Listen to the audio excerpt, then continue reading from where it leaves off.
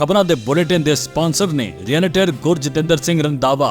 ਹਰ ਤਰ੍ਹਾਂ ਦੀ ਪ੍ਰਾਪਰਟੀ ਖਰੀਦਣ ਤੇ ਵੇਚਣ ਲਈ ਤੁਸੀਂ ਕਾਲ ਕਰ ਸਕਦੇ ਹੋ। ਸਤਿ ਸ਼੍ਰੀ ਅਕਾਲ, ਤੁਸੀਂ ਦੇਖ ਰਹੇ ਹੋ ਜੀ ਪੰਜਾਬ ਮਿਲ USA ਟੀਵੀ ਤੇ ਮੈਂ ਸੁਰਭੀ। ਖਬਰਾਂ ਦੇ ਇਸ ਬੁਲੇਟਿਨ 'ਚ ਬਹੁਤ ਸਵਾਗਤ। ਪੇਸ਼ ਆ ਦੇਸ਼ ਦੀਆਂ ਕੁਝ ਖਾਸ ਤੇ ਚੋਣਵੀਆਂ ਖਬਰਾਂ। ਪ੍ਰਵਾਸੀਆਂ ਨੂੰ ਜਬਰੀ ਕੱਢ ਰਹੇ ਅਮਰੀਕਾ ਵੱਲੋਂ ਨਵੇਂ ਵੀਜ਼ੇ ਦਾ ਐਲਾਨ। डिपोर्ट होंगे 487 होर भारती, अमेरिका तो आ गई पूरी लिस्ट। अमेरिका च रह रहे भारतीयों नूं वड्डी राहत, ट्रंप दे इस हुक्म ते लगी रोक। पंजाब च लैंड होई डिपोर्ट होए भारतीय दी 17वीं फ्लाइट, खड़ा होया विवाद। अलास्का च लापता जहाज हादसे दा शिकार, सारे 10 लोकां दी मौत। अमेरिका ने 8.74 करोड़ खर्च के 104 लोकां नूं फौजी जहाज राही भेजिया सी भारत। ਹੁਣ ਇਹਨਾਂ ਖਬਰਾਂ ਦਾ ਵਿਸਤਾਰ। ਇਸ ਦੇ ਨਾਲ ਹੀ ਦੇਸ਼ ਤੇ ਵਿਦੇਸ਼ ਨਾਲ ਜੁੜੀਆਂ ਹੋਈਆਂ तमाम ਖਬਰਾਂ।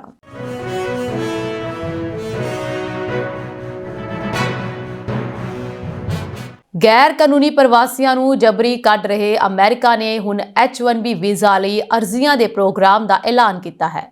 ਅਮਰੀਕੀ ਨਾਗਰਿਕਤਾ ਤੇ ਇਮੀਗ੍ਰੇਸ਼ਨ ਸੇਵਾਵਾਂ ਵਿਭਾਗ ਯਾਨੀ USCIS ਨੇ ਸਾਲ 2026 ਲਈ H1B ਵੀਜ਼ਾ ਲਈ ਅਰਜ਼ੀਆਂ ਦੀਆਂ ਤਰੀਕਾਂ ਦਾ ਐਲਾਨ ਕੀਤਾ ਹੈ। ਇਸ ਐਲਾਨ ਦੇ ਅਨੁਸਾਰ ਅਰਜ਼ੀਆਂ 7 ਮਾਰਚ ਤੋਂ 24 ਮਾਰਚ ਤੱਕ ਦਿੱਤੀਆਂ ਜਾ ਸਕਦੀਆਂ ਹਨ।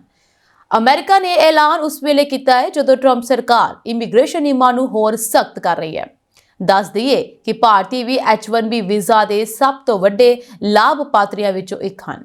H1B ਵੀਜ਼ਾ ਇੱਕ ਪ੍ਰਵਾਸੀ ਵੀਜ਼ਾ ਹੈ ਜੋ ਅਮਰੀਕੀ ਕੰਪਨੀਆਂ ਨੂੰ ਵਿਦੇਸ਼ੀ ਹੁਨਰਮੰਦ ਕਾਮਿਆਂ ਨੂੰ ਨੌਕਰੀ ਤੇ ਰੱਖਣ ਦੀ ਆਗਿਆ ਦਿੰਦਾ ਹੈ। ਇਸ ਵੀਜ਼ੇ ਰਾਹੀਂ ਅਮਰੀਕੀ ਟੈਕਨੋਲੋਜੀ ਕੰਪਨੀਆਂ ਹਰ ਸਾਲ ਭਾਰਤ, ਚੀਨ ਆਦਿ ਦੇਸ਼ਾਂ ਤੋਂ ਹਜ਼ਾਰਾਂ ਹੁਨਰਮੰਦ ਕਰਮਚਾਰੀਆਂ ਨੂੰ ਨੌਕਰੀਆਂ ਦਿੰਦੀਆਂ ਹਨ। ਇਹ ਵੀ ਅਹਿਮ ਹੈ ਕਿ H1B ਵੀਜ਼ਾ ਦਾ ਮੁੱਦਾ ਵੀ ਅਮਰੀਕੀ ਰਾਜਨੀਤੀ ਵਿੱਚ ਗਰਮ ਹੈ।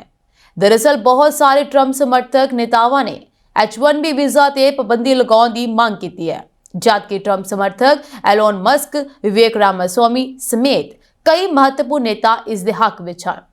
ਰਾਸ਼ਟਰਪਤੀ ਡੋਨਾਲਡ ਟਰੰਪ ਨੇ ਖੁਦ H1B ਵੀਜ਼ਾ ਦਾ ਸਮਰਥਨ ਕੀਤਾ ਹੈ। USCIS ਨੇ ਕਿਹਾ ਹੈ ਕਿ ਬਿਨੇਕਾਰ ਨੂੰ USCIS ਦੀ ਵੈਬਸਾਈਟ ਤੇ ਆਨਲਾਈਨ ਅਰਜ਼ੀ ਦੇਣੀ ਹੋਵੇਗੀ। ਅਰਜ਼ੀ ਫੀਸ $215 ਹੋਵੇਗੀ। ਭਾਰਤੀ H1B ਵੀਜ਼ਾ ਦੇ ਸਭ ਤੋਂ ਵੱਡੇ ਲਾਭਪਾਤਰੀਆਂ ਵਿੱਚੋਂ ਇੱਕ ਹਨ। ਹਰ ਸਾਲ ਲਗਭਗ 6.5 ਲੱਖ ਵਿਦੇਸ਼ੀ ਹੁਨਰਮੰਦ ਕਾਮਿਆਂ ਨੂੰ H1B ਵੀਜ਼ਾ ਰਾਹੀਂ ਅਮਰੀਕਾ ਵਿੱਚ ਕੰਮ ਕਰਨ ਦੀ ਇਜਾਜ਼ਤ ਦਿੱਤੀ ਜਾਂਦੀ ਹੈ। ਅਮਰੀਕੀ ਇਮੀਗ੍ਰੇਸ਼ਨ ਵਿਭਾਗ ਨੇ ਕਿਹਾ ਹੈ ਕਿ ਬਿਨੇਕਾਰਾਂ ਦੁਆਰਾ ਧੋਖਾਧੜੀ ਦੇ ਜੋਖਮ ਨੂੰ ਘਟਾਉਣ ਦੇ ਲਈ ਅਰਜ਼ੀ ਪ੍ਰਕਿਰਿਆ ਵਿੱਚ ਕੁਝ ਪ੍ਰਬੰਧ ਕੀਤੇ ਗਏ ਹਨ। H1B ਵੀਜ਼ਾ ਗੈਰ ਪ੍ਰਵਾਸੀ ਵੀਜ਼ਾ ਪ੍ਰੋਗਰਾਮ ਤਹਿਤ ਵਿਸ਼ੇਸ਼ ਖੇਤਰਾਂ ਵਿੱਚ ਵਿਦੇਸ਼ੀ ਕਾਮਿਆਂ ਨੂੰ ਅਸਥਾਈ ਤੌਰ ਤੇ ਰੋਜ਼ਗਾਰ ਦੇਣ ਦੀ ਆਗਿਆ ਦਿੰਦਾ ਹੈ। ਇਸ ਲਈ ਕਰਮਚਾਰੀ ਕੋਲ ਉਸ ਖਾਸ ਖੇਤਰ ਵਿੱਚ ਮਹਾਰਤ ਤੇ ਵਿਦਿਅਕ ਯੋਗਤਾ ਹੋਣੀ ਚਾਹੀਦੀ ਹੈ। H1B ਵੀਜ਼ਾ ਨਿਯਮ 17 ਜਨਵਰੀ 2025 ਨੂੰ ਅਮਰੀਕੀ ਗ੍ਰਹਿ ਸੁਰੱਖਿਆ ਵਿਭਾਗ ਦੁਆਰਾ ਲਾਗੂ ਕੀਤੇ ਗਏ ਸਨ। H1B ਵੀਜ਼ਾ 1990 ਵਿੱਚ ਪੇਸ਼ ਕੀਤਾ ਗਿਆ ਸੀ। ਅਮਰੀਕਾ ਨੇ ਹੁਣ 487 ਹੋਰ ਭਾਰਤੀਆਂ ਨੂੰ ਡਿਪੋਰਟ ਕਰਨ ਦੀ ਤਿਆਰੀ ਕਰ ਲਈ ਹੈ। ਇਸ ਵਿਚਕਾਰ ਭਾਰਤ ਨੇ ਗੈਰ ਕਾਨੂੰਨੀ ਭਾਰਤੀਆਂ ਦੇ ਨਾਲ ਕਿਸੇ ਵੀ ਤਰ੍ਹਾਂ ਦੇ ਦੁਰਵਿਵਹਾਰ ਦੀ ਸੰਭਾਵਨਾ ਨੂੰ ਲੈ ਕੇ ਚਿੰਤਾ ਜਤਾਈ ਹੈ। ਕੇਂਦਰ ਸਰਕਾਰ ਨੇ ਦੱਸਿਆ ਕਿ ਅਮਰੀਕਾ 'ਚ ਗੈਰ ਕਾਨੂੰਨੀ ਢੰਗ ਨਾਲ ਰਹਿ ਰਹੇ 487 ਭਾਰਤੀ ਪ੍ਰਵਾਸੀਆਂ ਦੀ ਪਛਾਣ ਕੀਤੀ ਗਈ ਹੈ ਅਤੇ ਉਹਨਾਂ ਨੂੰ ਜਲਦੀ ਹੀ ਭਾਰਤ ਵਾਪਸ ਭੇਜਿਆ ਜਾਵੇਗਾ। ਭਾਰਤ ਦੇ ਵਿਦੇਸ਼ ਸਕੱਤਰ ਵਿਕਰਮ ਮਿਸਰੀ ਨੇ ਇਸ ਮੁੱਦੇ ਤੇ ਜਾਣਕਾਰੀ ਦਿੱਤੀ। ਉਹਨਾਂ ਨੇ ਦੱਸਿਆ ਕਿ ਵਿਦੇਸ਼ ਮੰਤਰੀ ਨੇ ਅਮਰੀਕੀ ਅਧਿਕਾਰੀਆਂ ਵੱਲੋਂ ਸਾਂਝਾ ਕੀਤੇ ਸਟੈਂਡਰਡ ਆਪਰੇਟਿੰਗ ਪ੍ਰੋਸੀਜਰ ਨੂੰ ਧਿਆਨ ਨਾਲ ਦੇਖਿਆ ਹੈ। ਇਸ ਵਿੱਚ ਇਮੀਗ੍ਰੇਸ਼ਨ ਅਤੇ ਕਸਟਮ ਇਨਫੋਰਸਮੈਂਟ ਨਾਲ ਸੰਬੰਧਿਤ ਪ੍ਰਕਿਰਿਆ ਨੂੰ ਸਪਸ਼ਟ ਕੀਤਾ ਗਿਆ। ਵਿਕਰਮ ਮਿਸਰੀ ਨੇ ਇਹ ਵੀ ਕਿਹਾ ਹੈ ਕਿ ਇਹ ਪ੍ਰਕਿਰਿਆ ਪਹਿਲਾਂ ਤੋਂ ਹੀ ਚੱਲ ਰਹੀ ਹੈ, ਪਰ ਕੱਢੇ ਗਏ ਭਾਰਤੀ ਨਾਗਰਿਕਾਂ ਦੇ ਨਾਲ ਕਿਸੇ ਵੀ ਤਰ੍ਹਾਂ ਦੇ ਅਣਮਨੁੱਖੀ ਵਿਵਹਾਰ ਨੂੰ ਲੈ ਕੇ ਭਾਰਤ ਨੇ ਗੰਭੀਰ ਚਿੰਤਾ ਜਤਾਈ ਹੈ। ਵਿਕਰਮ ਮਿਸਰੀ ਨੇ ਪ੍ਰੈਸ ਕਾਨਫਰੰਸ 'ਚ ਕਿਹਾ ਹੈ ਕਿ ਅਮਰੀਕਾ ਨੇ ਭਾਰਤ ਨੂੰ ਸੂਚਿਤ ਕੀਤਾ ਹੈ ਕਿ 487 ਹੋਰ ਭਾਰਤੀ ਨਾਗਰਿਕਾਂ ਨੂੰ ਡਿਪੋਰਟ ਕਰਨ ਦੇ ਆਦੇਸ਼ ਜਾਰੀ ਕੀਤੇ ਗਏ ਹਨ।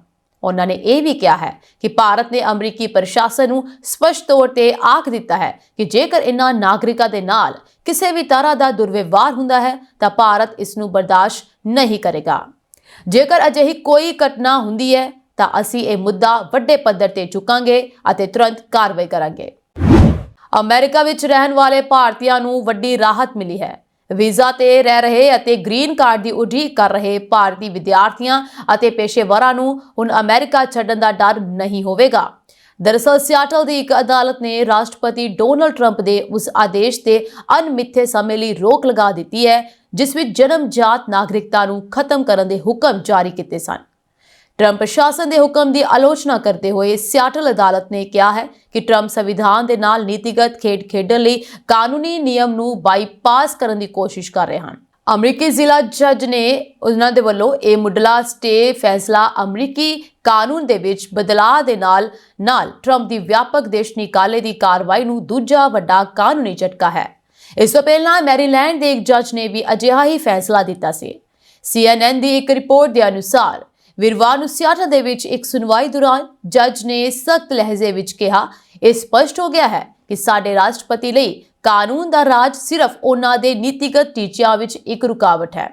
ਉਹਨਾਂ ਦੇ ਅਨੁਸਾਰ ਕਾਨੂੰਨ ਦਾ ਰਾਜ ਇੱਕ ਅਜਿਹੀ ਚੀਜ਼ ਹੈ ਜਿਸ ਨੂੰ ਟਾਲਿਆ ਜਾ ਸਕਦਾ ਹੈ ਜਾਂ ਸਿਰਫ ਅਣਦੇਖਿਆ ਕੀਤਾ ਜਾ ਸਕਦਾ ਹੈ, ਭਾਵੇਂ ਰਾਜਨੀਤਿਕ ਜਾਂ ਨਿੱਜੀ ਲਾਭ ਲਈ ਹੋਵੇ। ਜੱਜ ਨੇ ਅੱਗੇ ਕਿਹਾ ਕਿ ਇਸ ਅਦਾਲਤ ਵਿੱਚ ਅਤੇ ਮੇਰੀ ਨਿਗਰਾਨੀ ਹੇਠ ਕਾਨੂੰਨ ਦਾ ਰਾਜ ਕਾਇਮ ਰਹੇਗਾ, ਭਾਵੇਂ ਕੋਈ ਕੁਝ ਵੀ ਕਰੇ। ਜੱਜ ਨੇ ਅੱਗੇ ਇਹ ਵੀ ਕਿਹਾ ਕਿ ਸੰਵਿਧਾਨ ਅਜਿਹੀ ਚੀਜ਼ ਨਹੀਂ ਹੈ ਜਿਸ ਨਾਲ ਸਰਕਾਰ ਨੀਤੀਗਤ ਖੇਡਾਂ ਖੇਡ ਸਕੇ। ਜੇਕਰ ਸਰਕਾਰ ਜਨਮਜਾਤ ਨਾਗਰਿਕਤਾ ਦੇ ਕਾਨੂੰਨ ਨੂੰ ਬਦਲਣਾ ਚਾਹੁੰਦੀ ਹੈ ਤਾਂ ਉਸ ਨੂੰ ਸੰਵਿਧਾਨ ਵਿੱਚ ਹੀ ਸੋਧ ਕਰਨ ਦੀ ਲੋੜ ਹੈ। 2019 ਤੋਂ 2025 ਤੱਕ ਵੱਖ-ਵੱਖ ਦੇਸ਼ਾਂ ਤੋਂ 15,754 ਭਾਰਤੀਆਂ ਨੂੰ 17 ਵਿਸ਼ੇਸ਼ ਉਡਾਨਾਂ ਰਾਹੀਂ ਡਿਪੋਰਟ ਕੀਤਾ ਗਿਆ। ਇਨ੍ਹਾਂ ਸਾਰੇ ਗੈਰ ਕਾਨੂੰਨੀ ਪ੍ਰਵਾਸੀ ਭਾਰਤੀਆਂ ਨੂੰ ਅਮਰੀਕਾ ਤੇ ਹੋਰ ਦੇਸ਼ਾਂ ਵੱਲੋਂ ਭਾਰਤ ਭੇਜ ਦਿੱਤਾ ਗਿਆ ਸੀ ਅਤੇ ਸਰਕਾਰਾਂ ਵੱਲੋਂ ਆਸਾਨੀ ਦੇ ਨਾਲ ਪ੍ਰਵਾਨ ਕਰ ਲਿਆ ਗਿਆ ਸੀ, ਭਾਵੇਂ ਉਹ ਮਨਮੋਹਨ ਸਿੰਘ ਸਰਕਾਰ ਦੌਰਾਨ 5 ਉਡਾਨਾਂ ਹੋਣ ਜਾਂ ਮੋਦੀ ਸਰਕਾਰ ਦੌਰਾਨ 12 ਉਡਾਨਾਂ ਹੋਣ।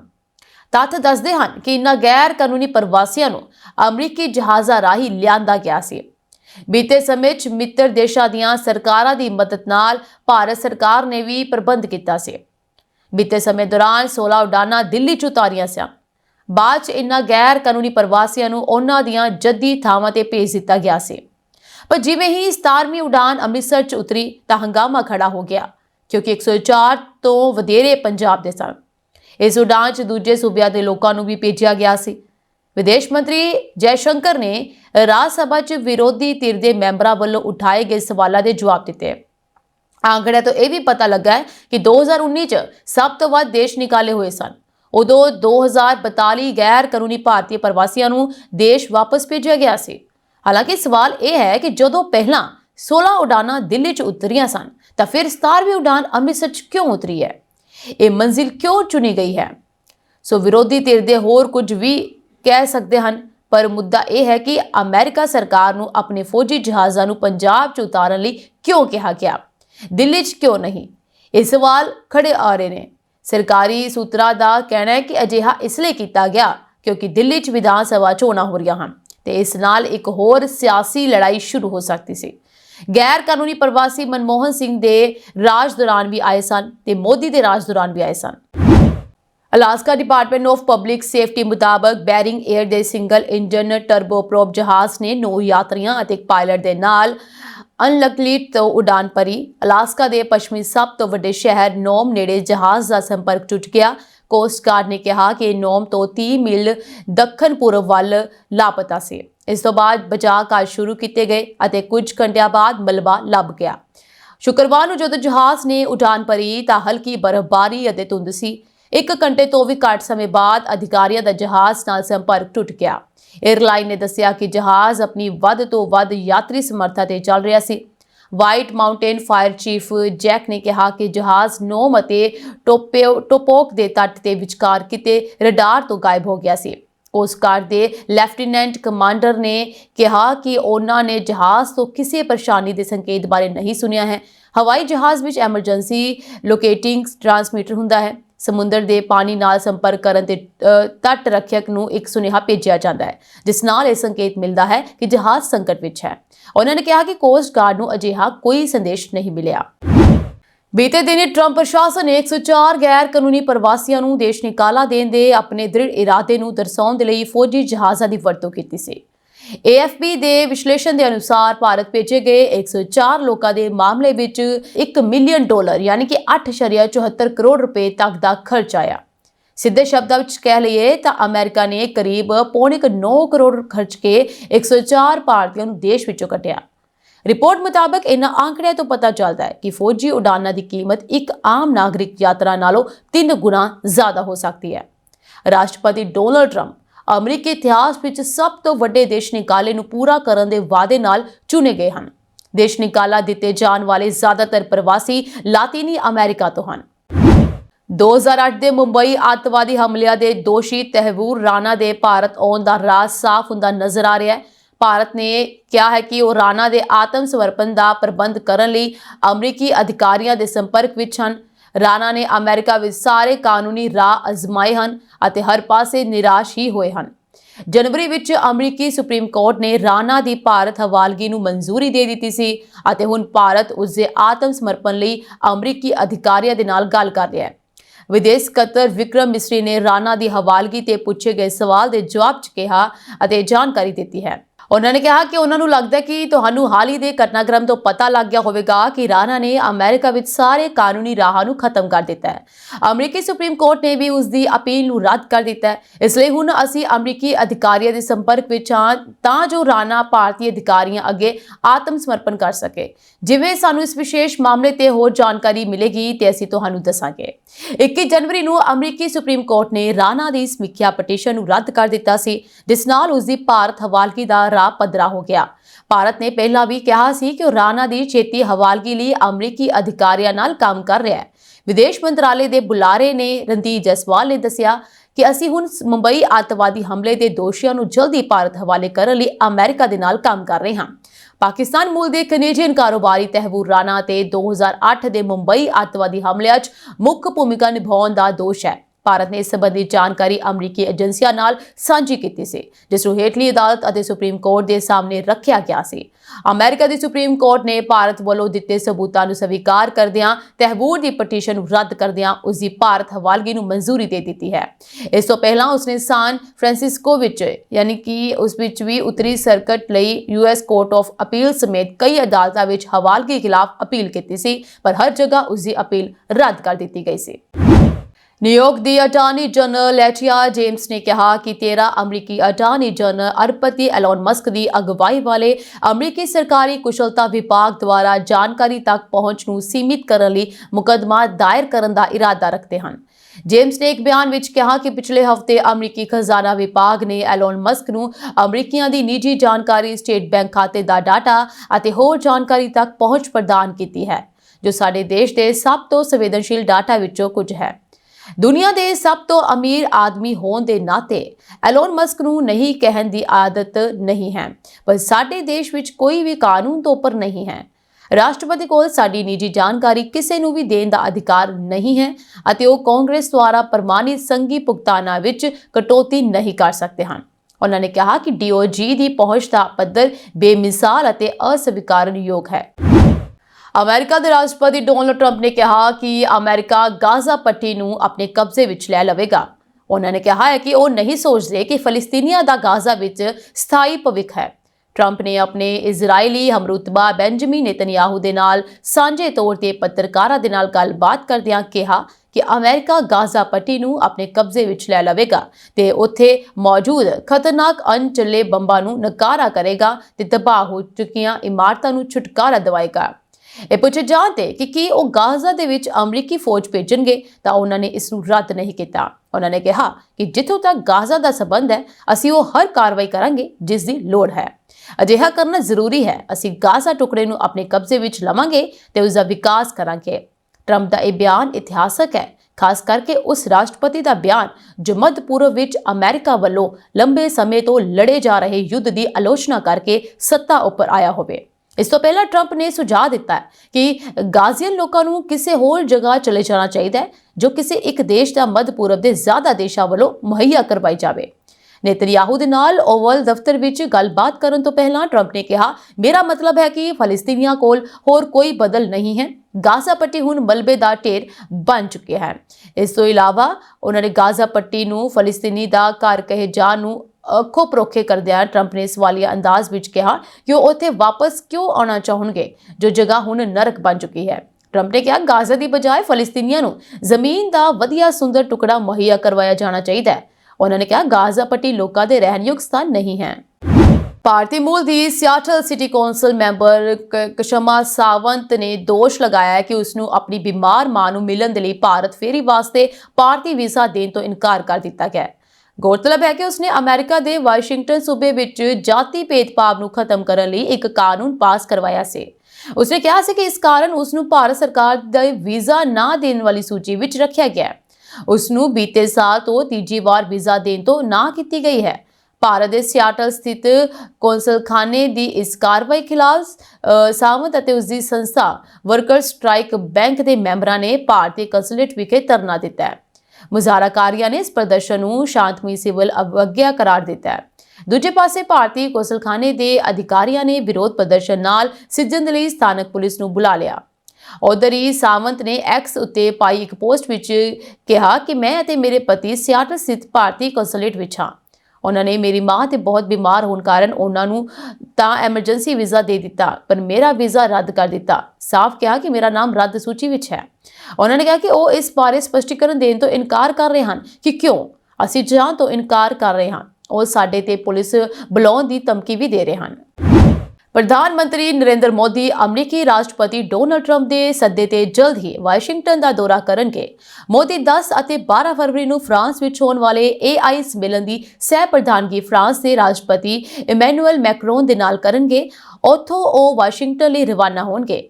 ਵਿਦੇਸ਼ ਸਕੱਤਰ ਵਿਕਰਮ ਮਿਸਰੀ ਨੇ ਇਸ ਬਾਰੇ ਦੱਸਿਆ। ਇੱਥੇ ਇੱਕ ਪ੍ਰੈਸ ਕਾਨਫਰੰਸ ਵਿੱਚ ਕਿਹਾ ਕਿ ਅਮਰੀਕੀ ਰਾਸ਼ਟਰਪਤੀ ਡੋਨਾਲਡ ਟਰੰਪ ਦੇ ਸੱਦੇ ਤੇ ਪ੍ਰਧਾਨ ਮੰਤਰੀ ਮੋਦੀ 12 ਅਤੇ 13 ਫਰਵਰੀ ਨੂੰ ਅਮਰੀਕਾ ਦਾ ਅਧਿਕਾਰਤ ਕਾਰਜਕਾਰੀ ਦੌਰਾ ਕਰਨਗੇ। ਉਹਨਾਂ ਨੇ ਕਿਹਾ ਕਿ ਅਮਰੀਕੀ ਰਾਸ਼ਟਰਪਤੀ ਟਰੰਪ ਦੇ ਦੂਜੇ ਰਾਸ਼ਟਰਪਤੀ ਕਾਰਜਕਾਲ ਦੌਰਾਨ ਇਹ ਪ੍ਰਧਾਨ ਮੰਤਰੀ ਮੋਦੀ ਦਾ ਪਹਿਲਾ ਅਮਰੀਕਾ ਦੌਰਾ ਹੋਵੇਗਾ। ਮੋਦੀ ਅਮਰੀਕੀ ਰਾਸ਼ਟਰਪਤੀ ਟਰੰਪ ਦੇ ਸਹੁੰ ਚੁੱਕ ਸਮਾਗਮ ਤੋਂ ਬਾਅਦ ਅਮਰੀਕਾ ਦਾ ਦੌਰਾ ਕਰਨ ਵਾਲੇ ਕੁਝ ਵਿਸ਼ਵ ਨੇਤਾਵਾਂ ਵਿੱਚੋਂ ਇੱਕ ਹੋਣਗੇ। ਯੂਕਰੇਨ ਦੇ ਸੀਨੀਅਰ ਅਧਿਕਾਰੀਆਂ ਦਾ ਦਾਅਵਾ ਹੈ ਕਿ ਰੂਸ ਨਾਲ ਜੰਗ ਜਲਦ ਹੀ ਖਤਮ ਹੋਣ ਵਾਲੀ ਹੈ। ਅਮਰੀਕੀ ਰਾਸ਼ਟਰਪਤੀ ਡੋਨਾਲਡ ਟਰੰਪ ਨੇ ਈਸਟਰ ਤੱਕ ਇਸ ਜੰਗ ਨੂੰ ਖਤਮ ਕਰਨ ਦਾ ਪਲਾਨ ਬਣਾਇਆ ਹੈ। ਇਸ ਸਬੰਧ 'ਚ ਰੂਸ ਪੱਖੀ ਵੈਬਸਾਈਟ ਦਾ ਦਾਅਵਾ ਹੈ ਕਿ ਯੂਕਰੇਨ ਨੂੰ ਇਹ ਜੰਗਬੰਦੀ ਸਖਤ ਸ਼ਰਤਾਂ ਤੇ ਕਰਨੀ ਪਵੇਗੀ। ਯੂਕਰੇਨੀ ਰਾਸ਼ਟਰਪਤੀ ਦੇ ਚੀਫ ਆਫ ਸਟਾਫ ਐਂਡਰੀ ਯਰਮੇਕ ਅਗਲੇ ਹਫ਼ਤੇ ਮਿਊਨਿਕ 'ਚ ਸੁਰੱਖਿਆ ਸੰਮੇਲਨ 'ਚ ਹਿੱਸਾ ਲੈਣ ਵਾਲੇ ਹਨ। ਮੰਨਿਆ ਜਾ ਰਿਹਾ ਹੈ ਕਿ ਇੱਥੇ ਟਰੰਪ ਅਧਿਕਾਰਤ ਤੌਰ ਤੇ ਆਪਣੇ ਯੂਕਰੇਨ ਸ਼ਾਂਤੀ ਪਲਾਨ ਦਾ ਖੁਲਾਸਾ ਕਰਨਗੇ। ਯਰਮੇਕ ਨੇ ਮੀਡੀਆ ਨੂੰ ਦੱਸਿਆ ਕਿ ਅਸੀਂ ਜੰਗ ਖਤਮ ਕਰਨ ਦੇ ਕਾਫੀ ਨੇੜੇ ਹਾਂ, ਪਰ ਸਾਨੂੰ ਰੂਸ ਨੂੰ ਦੁਨੀਆ ਨੂੰ ਦੋ ਹਿੱਸਿਆਂ ਵਿੱਚ ਵੰਡਣ ਦਾ ਕੋਈ ਮੌਕਾ ਨਹੀਂ ਦੇਣਾ ਚਾਹੀਦਾ। ਵਾਈਟ ਹਾਊਸ ਦੇ ਸੂਤਰਾਂ ਦਾ ਕਹਿਣਾ ਹੈ ਕਿ ਯੂਕਰੇਨ ਦੇ ਰਾਸ਼ਟਰਪਤੀ ਵਲਾਦੀਮੀਰ ਜ਼ੈਲੈਂਸਕੀ ਅਤੇ ਰੂਸੀ ਰਾਸ਼ਟਰਪਤੀ ਵਲਾਦੀਮੀਰ ਪੁਤਿਨ ਜਲਦ ਹੀ ਫੋਨ ਤੇ ਗੱਲ ਕਰਨਗੇ। ਅਸੀਂ ਉਸ ਦੇ ਬਾਅਦ ਮੁਲਾਕਾਤ ਵੀ ਕਰਾਂਗੇ। ਇਹ ਦੋਵੇਂ ਫਰਵਰੀ ਦੇ ਅੰਤ ਜਾਂ ਮਾਰਚ 'ਚ ਮਿਲ ਕੇ ਜੰਗਬੰਦੀ ਤੇ ਚਰਚਾ ਕਰਨਗੇ। ਰੂਸ ਪੱਖੀ ਸਾਈਟ ਦੇ ਅਨੁਸਾਰ 20 ਅਪ੍ਰੈਲ ਤੱਕ ਜੰਗ ਖਤਮ ਕਰਵਾਉਣ ਦਾ ਪਲਾਨ ਬਣ ਚੁੱਕਿਆ ਹੈ। ਇਸ ਦਿਨ ਈਸਟਰ ਹੈ। ਇਸ ਪਲਾਨ ਅਨੁਸਾਰ ਯੂਕਰੇਨ ਨੂੰ ਨਾਟੋ 'ਚ ਸ਼ਾਮਲ ਹੋਣ ਤੋਂ ਰੋਕ ਦਿੱਤਾ ਜਾਵੇਗਾ। ਯੂਕਰੇਨ ਲੰਬੇ ਸਮੇਂ ਤੋਂ ਖੁਦ ਨੂੰ ਨਾਟੋ 'ਚ ਸ਼ਾਮਲ ਕਰਨ ਦੀ ਮੰਗ ਕਰ ਰਿਹਾ ਹੈ। ਰੂਸ ਨੇ ਯੂਕਰੇਨ ਤੇ ਹਮਲਾ ਕਰਨ ਲਈ ਇਸ ਨੂੰ ਆਪਣਾ ਮੁੱਖ ਬਹਾਨਾ ਬਣਾਇਆ ਸੀ। ਜੰਗਬੰਦੀ ਸਮਝੌਤੇ ਤਹਿਤ ਰੂਸ ਵੱਲੋਂ ਕਬਜ਼ਾ ਕੀਤੀ ਗਈ ਜ਼ਮੀਨ ਤੇ ਯੂਕਰੇਨ ਰੂਸ ਦੀ ਪ੍ਰਭੂਸੱਤਾ ਮੰਨ ਲਵੇਗਾ। ਇਹ ਵੀ ਸਮਝੌਤੇ ਦੀ ਇੱਕ ਸ਼ਰਤ ਹੋਵੇਗੀ। ਯੂਕਰੇਨ ਲਈ ਲੜ ਰਹੇ ਯੂਰਪੀ ਅਤੇ ਬ੍ਰਿਟਿਸ਼ ਮੂਲ ਦੇ ਫੌਜੀ ਮੋਰਚੇ ਤੋਂ ਵਾਪਸ ਪਰਤ ਜਾਣਗੇ। ਯੂਰਪੀਅਨ ਯੂਨੀਅਨ ਨੇ ਯੂਕਰੇਨ ਦੇ ਮੁੜ ਨਿਰਮਾਣ ਦੇ ਲਈ $486 ਅਰਬ ਦੀ ਸਹਾਇਤਾ ਦੀ ਮੰਗ ਕੀਤੀ ਹੈ। German Marshall Fund think tank ਦਾ ਕਹਿਣਾ ਹੈ ਕਿ ਇਹ ਜੰਗ ਰੁਕ ਜਾਣੀ ਚਾਹੀਦੀ ਹੈ। ਅੰਤਰਰਾਸ਼ਟਰੀ ਅਪਰਾਧਿਕ ਅਦਾਲਤ ICC ਨੇ ਆਪਣੇ ਮੈਂਬਰ ਦੇਸ਼ਾਂ ਨੂੰ ਅਮਰੀਕੀ ਰਾਸ਼ਟਰਪਤੀ ਡੋਨਾਲਡ ਟਰੰਪ ਦੁਆਰਾ ਲਗਾਈਆਂ ਗਈਆਂ ਪਾਬੰਦੀਆਂ ਦੇ ਵਿਰੁੱਧ ਖੜੇ ਹੋਣ ਦਾ ਸੱਦਾ ਦਿੰਦੇ ਹੋਏ ਇਹ ਕਿਹਾ ਹੈ ਕਿ ਇਹ ਕਦਮ ਉਸਦੇ ਸੁਤੰਤਰ ਅਤੇ ਨਿਰਪੱਖ ਨਿਆਇਕ ਕਾਰਜ ਨੂੰ ਕਮਜ਼ੋਰ ਕਰਨ ਦੀ ਕੋਸ਼ਿਸ਼ ਹੈ। ਅਮਰੀਕੀ ਰਾਸ਼ਟਰਪਤੀ ਦੇ ਦਫ਼ਤਰ ਵਾਈਟ ਹਾਊਸ ਨੇ ਪਾਬੰਦੀਆਂ ਸੰਬੰਧੀ ਇੱਕ ਕਾਰਜਕਾਰੀ ਆਦੇਸ਼ ਜਾਰੀ ਕੀਤਾ। ਅਮਰੀਕਾ ਦਾ ਕਹਿਣਾ ਹੈ ਕਿ ਉਸਨੇ ਇਹ ਕਦਮ ਉਸਨੂੰ ਅਤੇ ਉਸਦੇ ਨਜ਼ਦੀਕੀ ਸਹਿਯੋਗੀ ਇਜ਼ਰਾਈਲ ਨੂੰ ਨਿਸ਼ਾਨਾ ਬਣਾ ਕੇ ਕੀਤੀਆਂ ਗਈਆਂ ਗੈਰ ਕਾਨੂੰਨੀ ਅਤੇ ਬੇਬੁਨਿਆਦ ਕਾਰਵਾਈਆਂ ਕਾਰਨ ਚੁੱਕਿਆ ਹੈ। ਇਸ ਹੁਕਮ ਵਿੱਚ ਪਿਛਲੇ ਸਾਲ ਗਾਜ਼ਾ ਵਿੱਚ ਕਥਿਤ ਯੁੱਧ ਅਪਰਾਧਾਂ ਲਈ ਇਜ਼ਰਾਈਲੀ ਪ੍ਰਧਾਨ ਮੰਤਰੀ ਬੈਂਜਾਮਿਨ ਨੇਤਨਯਾਹੂ ਵਿਰੁੱਧ ਅੰਤਰਰਾਸ਼ਟਰੀ ਅਪਰਾਧਿਕ ਅਦਾਲਤ ਦੁਆਰਾ ਜਾਰੀ ਕੀਤੇ ਗਏ ਗ੍ਰਿਫਤਾਰੀ ਵਾਰੰਟ ਦਾ ਹਵਾਲਾ ਦਿੱਤਾ ਗਿਆ। ਹੇਗ ਸਥਿਤ ਅਦਾਲਤ ਨੇ ਕਿਹਾ ਹੈ ਕਿ ਉਹ ਇਸ ਕਦਮ ਦੀ ਨਿੰਦਾ ਕਰਦਾ ਹੈ। ਅਦਾਲਤ ਨੇ ਇੱਕ ਬਿਆਨ 'ਚ ਕਿਹਾ ਕਿ ਅਦਾਲਤ ਆਪਣੇ ਕਰਮਚਾਰੀਆਂ ਦੇ ਨਾਲ ਮਜ਼ਬੂਤੀ ਨਾਲ ਖੜਾ ਹੈ ਅਤੇ ਦੁਨੀਆ ਭਰ ਵਿੱਚ ਅਤਿਆਚਾਰਾਂ ਦੇ ਲੱਖਾਂ ਨਿਰਦੋਸ਼ ਪੀੜਤਾਂ ਨੂੰ ਨਿਆਂ ਅਤੇ ਉਮੀਦ ਪ੍ਰਦਾਨ ਕਰਨਾ ਜਾਰੀ ਰੱਖਣ ਦਾ ਸੰਕਲਪ ਲੈਂਦਾ ਹੈ। ਅਸੀਂ ਆਪਣੇ 125 ਮੈਂਬਰ ਦੇਸ਼ਾਂ, ਸਿਵਲ ਸੁਸਾਇਟੀ ਅਤੇ ਦੁਨੀਆ ਦੇ ਸਾਰੇ ਦੇਸ਼ਾਂ ਨੂੰ ਨਿਆਂ ਅਤੇ ਬੁਨਿਆਦੀ ਮਨੁੱਖੀ ਅਧਿਕਾਰਾਂ ਲਈ ਇਕਜੁੱਟ ਹੋਣ ਦਾ ਸੱਦਾ ਦਿੰਦੇ ਹਾਂ। ਜ਼ੀਲ ਦੇ ਸ਼ਹਿਰ ਸਾਓ ਪਾਇਲੋ ਵਿੱਚ ਇੱਕ ਛੋਟਾ ਹਾਦਸਾਗ੍ਰਸਤ ਹੋ ਗਿਆ, ਜਿਸ ਕਾਰਨ ਕਈ ਵਾਹਨ ਨੁਕਸਾਨੇ ਗਏ। ਸੂਬੇ ਦੀ ਫਾਇਰ ਬ੍ਰਿਗੇਡ ਨੇ ਇਹ ਜਾਣਕਾਰੀ ਸੋਸ਼ਲ ਮੀਡੀਆ ਤੇ ਦਿੱਤੀ ਹੈ। ਸਥਾਨਕ ਮੀਡੀਆ ਦੀ ਰਿਪੋਰਟ ਅਨੁਸਾਰ ਘੱਟੋ-ਘੱਟ 2 ਲੋਕਾਂ ਦੀ ਮੌਤ ਹੋ ਗਈ ਹੈ ਅਤੇ ਕਈ ਹੋਰ ਜ਼ਖਮੀ ਹੋ ਗਏ ਹਨ। ਇਹ ਘਟਨਾ ਸਾਓ ਪਾਉਲੋ ਦੇ ਗੁਆਂਢੀ ਬਾਰਾਫੰਡਾ ਵਿੱਚ ਵਾਪਰੀ, ਜੋ ਕਿ ਦੇਸ਼ ਦਾ ਸਭ ਤੋਂ ਵੱਡਾ ਸ਼ਹਿਰ ਹੈ। ਕ੍ਰੈਸ਼ ਹੋਣ ਮਗਰੋਂ ਜਹਾਜ਼ ਵਿਅਸਤ ਐਵੇਨਿਊ ਤੇ ਜ਼ਮੀਨ ਤੇ ਇੱਕ ਬੱਸ ਅਤੇ ਕਈ ਕਾਰਾਂ ਦੇ ਨਾਲ ਟਕਰਾ ਗਿਆ। ਬ੍ਰਾਜ਼ੀਲ ਦੀ ਘਟਨਾ ਹੈ। ਸਥਾਨਕ ਮੀਡੀਆ ਦੁਆਰਾ ਸਾਂਝੀਆਂ ਕੀਤੀਆਂ ਗਈਆਂ ਤਸਵੀਰਾਂ ਦੇ ਵਿੱਚ ਜਹਾਜ਼ ਦਾ ਸੜਦਾ ਹੋਇਆ ਮਲਬਾ ਸਾਫ਼ ਦਿਖਾਈ ਦੇ ਰਿਹਾ ਹੈ। ਇਜ਼ਰਾਈਲ ਦੇ ਪ੍ਰਧਾਨ ਮੰਤਰੀ ਬੈਂਜਾਮਿਨ ਨੇਤਨਯਾਹੂ ਨੇ ਅਮਰੀਕੀ ਰਾਸ਼ਟਰਪਤੀ ਡੋਨਾਲਡ ਟਰੰਪ ਦੇ ਨਾਲ ਮੁਲਾਕਾਤ ਕੀਤੀ। ਇਸ ਦੌਰਾਨ ਉਹਨਾਂ ਨੇ ਟਰੰਪ ਨੂੰ ਵਿਸ਼ੇਸ਼ ਤੌਰ ਤੇ ਗੋਲਡਨ ਪੇਜ਼ਰ ਗਿਫਟ ਕੀਤਾ। ਇਜ਼ਰਾਈਲੀ ਪ੍ਰਧਾਨ ਮੰਤਰੀ ਦੇ ਦਫ਼ਤਰ ਵੱਲੋਂ ਇਸ ਗੱਲ ਦੀ ਪੁਸ਼ਟੀ ਕੀਤੀ ਗਈ ਹੈ। ਉੱਥੇ ਹੀ ਵਾਈਟ ਹਾਊਸ ਵਿੱਚ ਆਪਣੀ ਮੀਟਿੰਗ ਦੌਰਾਨ ਨੇਤਨਯਾਹੂ ਤੋਂ ਗੋਲਡਨ ਪੇਜ਼ਰ ਪ੍ਰਾਪਤ ਕਰਨ ਤੋਂ ਬਾਅਦ ਟਰੰਪ ਨੇ ਇਸ ਨੂੰ ਸ਼ਾਨਦਾਰ ਆਪਰੇਸ਼ਨ ਕਿਹਾ। ਦਰਅਸਲ ਇਹ ਗਿਫਟ ਲਿਬਨਾਨ 'ਚ ਹਿਜ਼ਬੁੱਲਾ ਖਿਲਾਫ ਇਜ਼ਰਾਈਲ ਦੇ ਆਪਰੇਸ਼ਨ ਦਾ ਪ੍ਰਤੀਕ ਹੈ। ਇਜ਼ਰਾਈਲ ਨੇ 17 ਸਤੰਬਰ ਨੂੰ ਹਿਜ਼ਬੁੱਲਾ ਦੇ ਲੜਾਕਿਆਂ ਤੇ ਹਮਲਾ ਕਰਨ ਲਈ ਪੇਜ਼ਰ ਦੀ ਵਰਤੋਂ ਕੀਤੀ ਸੀ। ਇਸ 'ਚ ਲਗਭਗ 40 ਲੋਕ ਮਾਰੇ ਗਏ ਸਨ ਅਤੇ 3000 ਤੋਂ ਵੱਧ ਜ਼ਖਮੀ ਹੋਏ ਸਨ।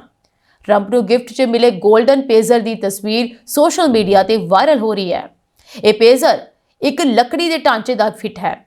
ਇਸ ਤੇ ਕਾਲੇ ਅੱਖਰਾਂ 'ਚ ਲਿਖਿਆ ਹੋਇਆ ਹੈ, ਰਾਸ਼ਟਰਪਤੀ ਡੋਨਾਲਡ ਟਰੰਪ, ਸਾਡੇ ਸਭ ਤੋਂ ਵੱਡੇ ਦੋਸਤ ਅਤੇ ਸਾਡੇ ਸਭ ਤੋਂ ਸਹਿਯੋਗੀ ਬੈਂਜਾਮਿਨ ਨੇਤਨਯਾਹੂ। ਇਹ ਬਿਆਨ ਉਹਨਾਂ ਵੱਲੋਂ ਦਿੱਤਾ ਗਿਆ ਤੇ ਲਿਖਿਆ ਗਿਆ ਹੈ। ਸੋ ਇਹ ਤੋਹਫਾ ਜਿਹੜਾ ਹੈ ਬੈਂਜਾਮਿਨ ਨੇਤਨਯਾਹੂ ਵੱਲੋਂ ਡੋਨਾਲਡ ਟਰੰਪ ਨੂੰ ਦਿੱਤਾ ਗਿਆ ਹੈ। ਫਿਲਹਾਲ ਦੋਨਾਂ ਦੇ ਵੱਲੋਂ ਗੱਲਬਾਤ ਜਾਰੀ ਹੈ ਅਤੇ ਯੁੱਧ ਰੋਕਣ ਦੀ ਪੂਰੀ ਤਿਆਰੀ ਕੀਤੀ ਜਾ ਰਹੀ ਹੈ। ਪੂਰਾ ਪਲਾਨ ਬਣਾਇਆ ਜਾ ਰਿਹਾ ਹੈ ਅਤੇ ਇਹ ਕਿਹਾ ਜਾ ਰਿਹਾ ਹੈ ਕਿ ਯੁੱਧ ਰੁਕ ਜਾਏਗਾ। ਇਹ ਸਾਂਝੀ ਦੇਸ਼ ਅਤੇ ਵਿਦੇਸ਼ ਨਾਲ ਜੁੜੀਆਂ ਹੋਈਆਂ ਕੁਝ ਖਾਸ ਤੇ ਚੋਣਵੀਆਂ ਖਬਰਾਂ ਹੋਰ ਅਪਡੇਟਸ ਨਾਲ ਜੁੜੇ ਰਹਿਣ ਦੇ ਲਈ ਤੁਸੀਂ ਬਣੇ ਰਹੋ ਜੀ ਪੰਜਾਬ ਮਿਲੀ USA TV ਦੇ ਨਾਲ। ਫਿਲਹਾਲ ਮੈਨੂੰ ਦੁਆ ਗਿਆ, ਤੁਹਾਡੇ ਸਭ ਦਾ ਜੀ ਬਹੁਤ ਬਹੁਤ ਧੰਨਵਾਦ।